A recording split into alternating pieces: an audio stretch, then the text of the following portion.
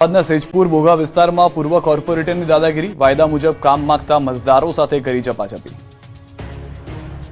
સ્થાનિક સ્વરાજની ચૂંટણી જાહેર થતાની સાથે જ અમદાવાદના સેજપુર બોઘા વિસ્તારમાં પૂર્વ કોર્પોરેટરને કડવો અનુભવ થયો। અમદાવાદમાં ભાજપના કોર્પોરેટરો સામે નાગરિકોનો રોષ જોવા મળ્યો।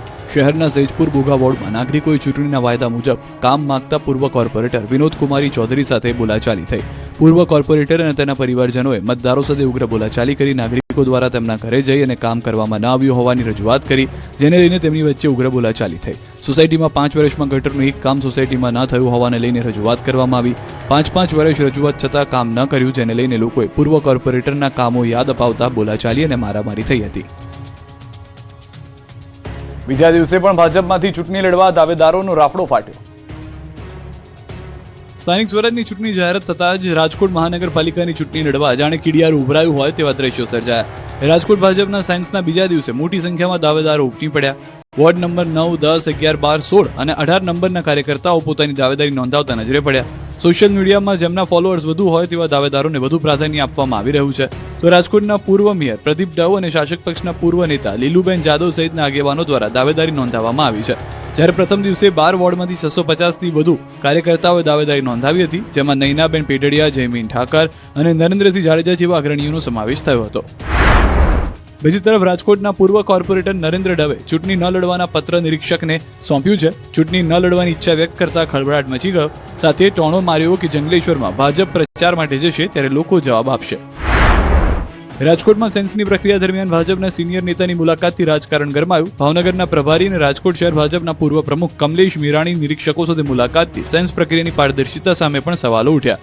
કમલેશ મીરાણી દ્વારા શિક્ષણ સમિતિના પૂર્વ ચેરમેન વિક્રમ પૂજારા માટે લોબિંગ કરવામાં આવ્યું કે કેમ, તેને લઈને સવાલ ઉઠ્યા। બીજી તરફ અમદાવાદમાં ભાજપની સેન્સ પ્રક્રિયામાંથી લાલિયાવાડી જોવા મળી હતી, જ્યાં સૌથી વધુ દાવેદારો આવવાના હતા તે અમરાઈવાડી વોર્ડમાં સેન્સ લેવા માટે નિરીક્ષકો પહોંચ્યા જ નહોતા। બાદમાં સરસપુરના નિરીક્ષક પંકજ મહેતા, ચંદ્રશેખર દવે અને રેખાબેન ડુંગરાણી પહોંચતા બપોરે 12 વાગે સેન્સ પ્રક્રિયા શરૂ કરાઈ। આ બાજુ અરવલ્લી જિલ્લામાં ભાજપની સેન્સ પ્રક્રિયા દરમિયાન વિવાદ થયો, કેમ કે પેપર લીક કૌભાંડમાં જેમનું નામ છે તેને અને બાયડના ભાજપના યુવા મોરચાના શહેર પ્રમુખ આકાશ પટેલ સેન્સ આપવા માટે પહોંચ્યા હતા, જેના કારણે રાજકારણ ગરમાયું। કોંગ્રેસે આક્ષેપ કર્યો કે ભાજપ આરોપીઓને હોદ્દા આપે છે, તો અરવલ્લી ભાજપ પ્રમુખ ભીખાજી ઠાકોરે કોંગ્રેસના આક્ષેપોને પાયાવિહોણા ગણાવ્યા હતા। બીજી તરફ વડોદરાના સાવલીમાં રાજનીતિના મેદાનમાં માતૃત્વના દર્શન જોવા મળ્યા। 5 મહિનાની દીકરી અને ઘોડિયા સાથે સેન્સ આપવા પહોંચ્યા મહિલા દાવેદાર। પારિવારિક જવાબદારીઓ સાથે રાજકારણમાં સક્રિય મહિલા દાવેદાર ડોક્ટર મોનાલિશા પોતાના 5 મહિનાનું બાળક અને ઘોડિયું સાથે લઈને પહોંચ્યા। દીકરીને એકલી ન મૂકી શકાય એટલે કાર્યાલય પહોંચ્યા। પારિવારિક જવાબદારી સાથે લોકશાહીની પ્રક્રિયામાં ભાગ લેવો પણ એટલો જ જરૂરી હોવાની વાત કરી। અમરેલીના ઢોલરવા ગામમાં જીવતા સમાધિની જાહેરાતથી હડકંપ। અમરેલીમાં જીવતા સમાધિના એલાનથી હડકંપ મચ્યો। ઢોલરવા ગામ છેલ્લા કેટલાક દિવસોથી ચર્ચાનું કેન્દ્ર બન્યું છે। વાત જ કંઈક એવી હતી કે અહીં ગામના અર્જણ ખુમાણે આજથી એકાદ મહિના પહેલા જાહેરાત કરી હતી કે તેઓ 2 એપ્રિલના રોજ સવારે 9 થી 11 વાગ્યાના શુભ મુહૂર્તમાં શરીર ત્યાગ કરી જીવતા સમાધિ લેશે। આશ્ચર્યની વાત એ હતી કે તેમણે આ માટે સગા સંબંધીઓને વિધિવત આમંત્રણ પણ આપ્યું હતું। છેલ્લા 3-4 દિવસથી અંધશ્રદ્ધામાં ડૂબેલા લોકોના ટોળા વૃદ્ધના દર્શન કરવા અને આશીર્વાદ લેવા ઉમટી પડ્યા। ગામમાં જાણે કોઈ ઉત્સવ હોય તેવો માહોલ સર્જાયો। આ અંગેની જાણ થતાં ગંભીરતાને ધ્યાને રાખી વિજ્ઞાન જાથા હરકતમાં આવ્યું। ચેરમેન જયંત પંડ્યા ગામમાં પહોંચ્યા અને જીવતા જગત્યુ કરવાની જાહેરાત કરી નાટક કરનારને સમજાવ્યા અને ખોટા ધતિંગ બંધ કરવા અપીલ કરી। જાથાની જાણ બાદ અમરેલી પોલીસ તંત્ર સક્રિય થયું। પોલીસ કાફલો તાત્કાલિક ઢોલરવા પહોંચ્યો અને અર્જણભાઈને પોલીસ સ્ટેશન લઈ જવામાં આવ્યા। પોલીસે કાયદાનું ભાન કરાવતા અર્જણભાઈએ આખરે નમતું જોખ્યું અને લેખિતમાં સ્વીકાર્યું કે તેઓ હવે આવી કોઈ સમાધિ લેવાના નથી। ભાવનગરના ખાંભા ગામે માતાજીના માંડવામાં પ્રસાદી લીધા બાદ 150થી વધુ લોકોની તબિયત બગડી।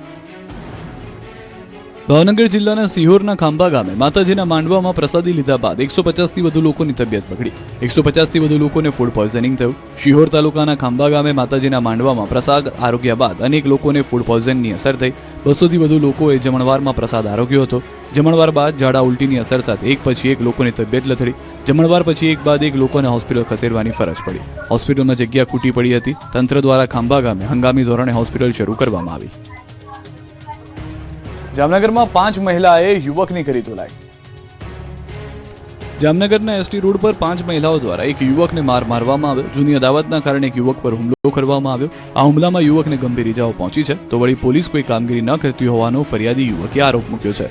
યુવકના 5,000 રોકડ અને સોનાના ચેનની લૂંટ કરી હોવાનો દાવો યુવકે કર્યો, તેમજ નાયકા ગેંગ દ્વારા હુમલો કરવામાં આવ્યો હોવાનો યુવકે દાવો કર્યો. ત્યારે કોઈ કાર્યવાહી નહીં કરાય તો યુવકે આત્મવિલોપન કરવાની ચીમકી આપી છે. મહેસાણા અને સુરતમાં તસ્કરો બેફામ બન્યા, રહીશો જાગી જતા તસ્કરોએ પથ્થરમારો કર્યો. મહેસાણા શહેરના રાધનપુર રોડ પર આવેલી સોસાયટીઓમાં તસ્કરોએ ફરી એકવાર માથું ઉંચક્યું છે. તિરુપતિ શુકન બંગલોઝમાં રહેતા હર્ષદભાઈ રમેશચંદ્ર પટેલ પોતાના મકાનને લોક કરી સહપરિવાર વતન જેતલ વાસણા ગયા હતા. આ દરમિયાન બંધ મકાનનો લાભ ઉઠાવી અજાણ્યા તસ્કરોએ દરવાજાનો નકુચો તોડી અંદર પ્રવેશ કર્યો. તસ્કરોએ બેડરૂમમાં રહેલા લાકડાના કબાટમાંથી 5 ગ્રામ સોનાની લટકણ, 30 ગ્રામ ચાંદીની બંગડીઓ, 200 ગ્રામ ચાંદીના સિક્કા અને રોકડ 15,000 મળી કુલ 1,10,000ની મત્તાની ચોરી કરી પલાયન થઈ ગયા. બાદમાં અન્ય એક સોસાયટીમાં ચોરીનો પ્રયાસ કરતા જાગી ગયેલા રહીશોએ છૂટા દંડાનો ઘા કરી તસ્કરને ભગાવ્યો, તો સામેથી તસ્કરોએ રહીશો પર પથ્થરમારો કરતા ભાગવું પડ્યું, જે બાદ તસ્કરો ફરાર થઈ ગયા. બીજી તરફ સુરતના ઉધના વિસ્તારમાં આવેલી જાણીતી સનરાઈઝ હોસ્પિટલના સિયા મેડિકલ સ્ટોરમાં ચોરીની એક સનસનીખેજ ઘટના બની. સાંજે અંદાજે 5:30 કલાકે એક અજાણ્યો શખ્સ ગ્રાહક બનીને સ્ટોરમાં પ્રવેશ્યો હતો અને તક મળતા જ ફ્રીજમાં રાખવામાં આવેલા મોંઘા ભાવના ઇન્જેક્શનની ચોરી કરી. આ સમગ્ર ઘટના મેડિકલ સ્ટોરમાં લાગેલા સીસીટીવીમાં કેદ થઈ ગઈ હતી. આરોપી અત્યંત સફાઈપૂર્વક ફ્રીજ ખોલીને તેમાંથી 12 નંગ ટર્મિન અને 2 નંગ એમ્બ્યુલિન ઇન્જેક્શનની ચોરી કરી. આ ચોરી કરેલા ઇન્જેક્શનની બજાર કિંમત આશરે 24,000 જેટલી છે. આ ઇન્જેક્શનનો ઉપયોગ મુખ્યત્વે ઓપરેશન થિયેટરમાં દર્દીને બેભાન કરવા માટે અથવા બ્લડ પ્રેશરના ચોક્કસ સંચાલન માટે કરવામાં આવે છે. અમદાવાદમાં બેફામ એએમટીએસ બસે બળદગાડાને અડફેટે લીધું, ટોળાએ બસમાં તોડફોડ કરી. અમદાવાદ શહેરના પૂર્વ વિસ્તારમાં આવેલા કૃષ્ણનગરમાં વધુ એકવાર એએમટીએસ બસના ચાલકની બેદરકારી સામે આવી છે.